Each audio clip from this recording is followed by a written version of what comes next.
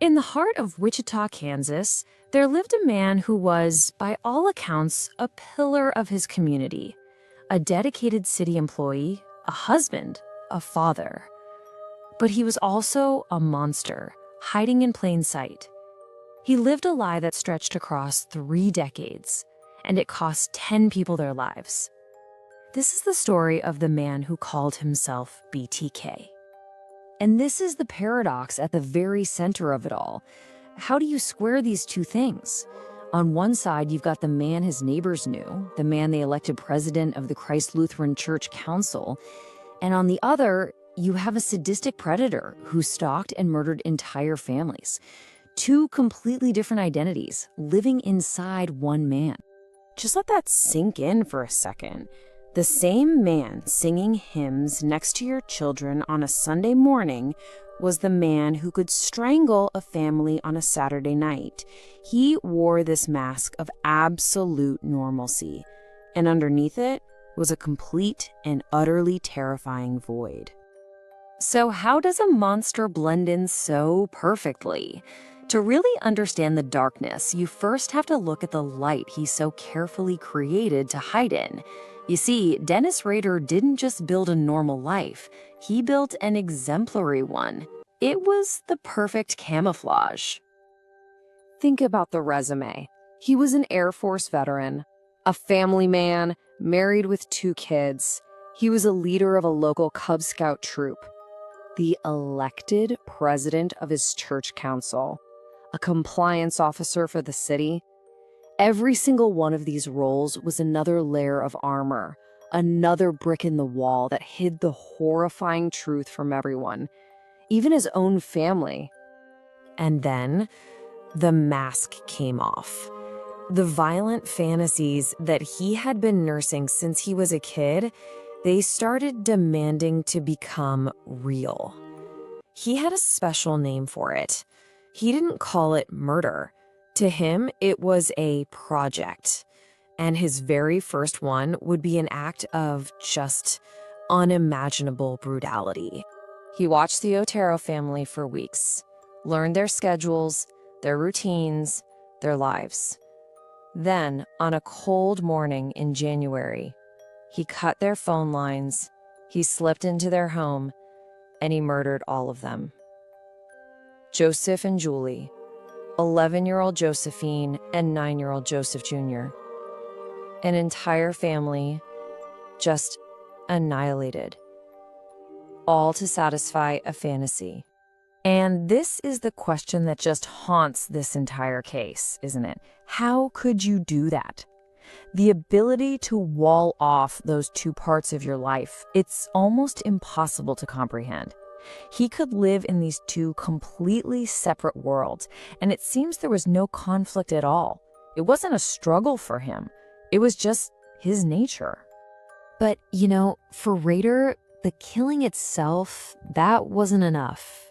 Not even close. He had this massive ego, a deep-seated narcissism that demanded recognition. He needed the world to know about the monster, but not the man. And so he began a deadly game with the police and with the media. See, this was never just about the violence.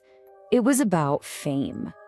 In a letter he sent to a local TV station, he actually asked this chilling question. He didn't just want to be a killer. He wanted to be a celebrity killer. He wanted to be a brand. And this is the brand he came up with for himself, BTK. It wasn't just some random nickname. It was a mission statement, a terrifyingly accurate promise of his ritual. Bind them, torture them, kill them. He was building his own legend, one body at a time. So you have to ask, how is this even possible? Well, psychologists often point to this combination of personality traits they call the dark triad. First, you've got psychopathy, that chilling, total lack of empathy that let him murder children and literally feel nothing. Second, Machiavellianism. He was a master of deceit, using it to lie to his wife, his kids, and an entire city for 30 years. And finally, narcissism, that arrogant, grandiose belief in his own superiority that drove him to taunt the police, and, as we'll see, would be the very thing that brought him down. After a series of brutal murders in the 70s, BTK just went silent. The letters stopped, the killings stopped, and for years, the people of Wichita started to breathe a little easier, thinking the monster was finally gone, maybe dead or locked up for something else. They were dead wrong. He was just hiding, better than ever. And the irony here, it's just sickening. For more than a decade, Dennis Rader worked for ADT Security Services. That's right, he installed security systems in the homes of people who were terrified of the very monster they were inviting through their front door. And while they felt safer with their new alarm system, he was at home, in private, reliving his crimes, surrounded by personal items he'd stolen from his victims, his trophies. So between his last known murder in 1991 and when he came back on the radar, there were 13 years of silence. But this wasn't a break. It was a period of dark satisfaction. He was using his trophies and his detailed journals to feed his fantasies, to keep the urges at bay. The monster wasn't gone. He was simply biding his time, waiting. So what finally brought him out of hiding? The one thing he could never control, his ego. In 2004, it was the 30th anniversary of the Otero murders, and a local paper ran a story speculating that BTK was probably dead or in jail. Well, for a narcissist like Rader, being forgotten, that was a fate worse than getting caught. He had to prove he was still out there. He started sending letters again, playing his old games. And then he made the one mistake that would end it all. He asked the police a simple question, a technical one. He was so sure he was smarter than them. He wanted to know, can a floppy disk be traced? The police saw their chance. They set a trap, and they played directly to his incredible arrogance. The lead detective, Ken Landwehr, placed classified ad in the newspaper. It was a single, simple, deceptive line. Rex, it will be okay. They told him it would be safe to communicate that way, and Rader's ego was so big, he believed them. So Rader, he took the bait. He sent a floppy disk to a local TV station, absolutely confident that he was untouchable. What he didn't realize was that even in a deleted file, the digital ghosts always remain.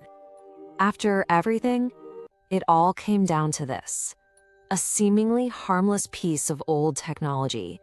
This one purple floppy disk held the key to unraveling a 30-year-old mystery, and buried deep inside its code was the true identity of the monster who had terrorized a city for a generation. You see, the forensic specialists, they were able to recover metadata from a Word document he thought he'd deleted from the disk. That data pointed to a computer at the Christ Lutheran Church, and the document was last modified by a user named Dennis.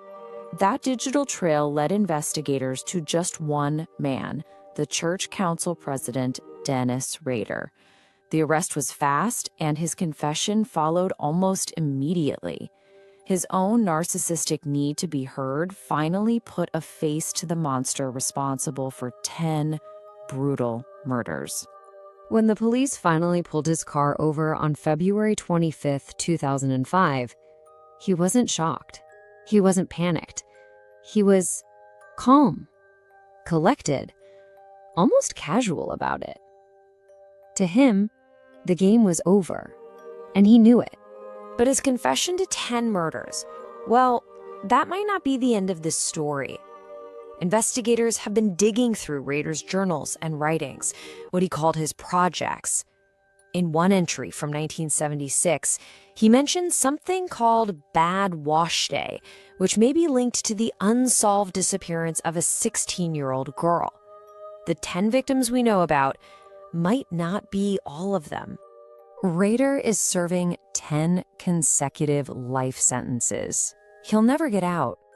But his files, his trophies, and his journals, they all remain. So the terrifying question isn't just about what he did. It's about what else he might have done.